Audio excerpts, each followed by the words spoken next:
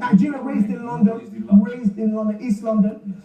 Tell me how it, what was it like growing up as an African young man in East London back those days? Yeah, in those days it was difficult because there were not so many of us.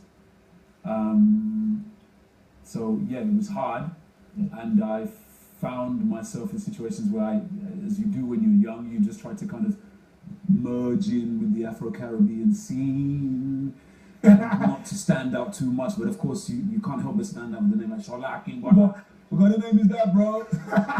But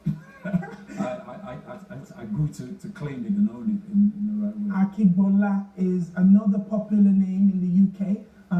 You've got a famous brother, younger brother, Jimmy, a huge fan of yours.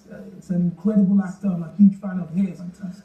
It seems like art is entrenched in the family. Yes. Tell me a little bit about that. Yes, well, my dad explained to me that, again, his grandmother was particularly talented when it came to oriki. Wow. Lineage poetry. Wow. And on my grandfather's side, he was a key drummer for the players. So masquerade. For some of you that don't know. Yeah, this is masquerade. So, but masquerade is it's performance. Absolutely, it's performance. It's trying to experience yourself in a different way.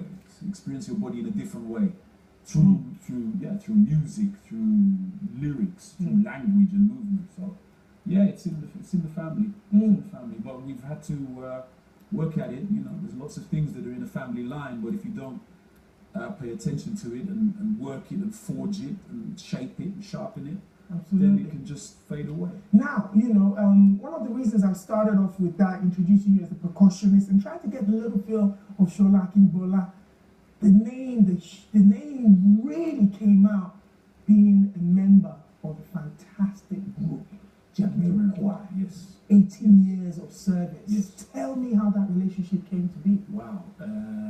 It's very fortunate, really. Again, it comes down to the name, Sola Akingbola. Wow. The drummer who came to see me the day before Jamiroquai were due to do a show in Paris on Taratata, they'd lost their previous percussionist, so they needed a percussionist. So he asked me, would I be interested? And I said, well,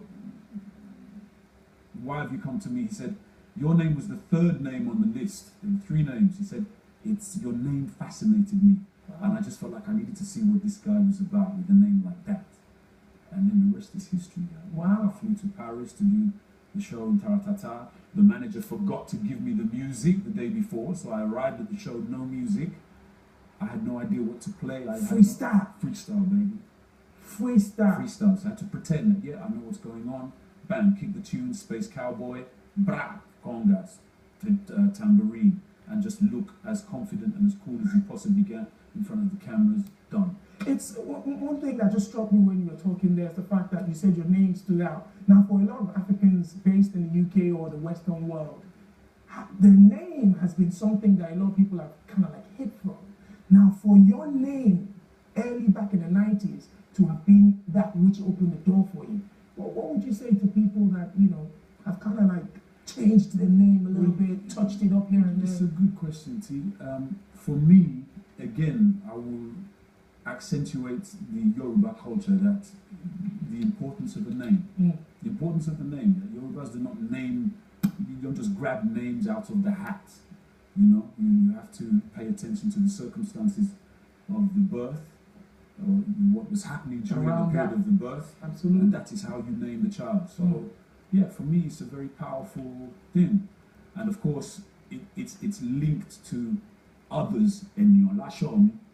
It's linked to others, and you have to use that as a source of strength and affirmation.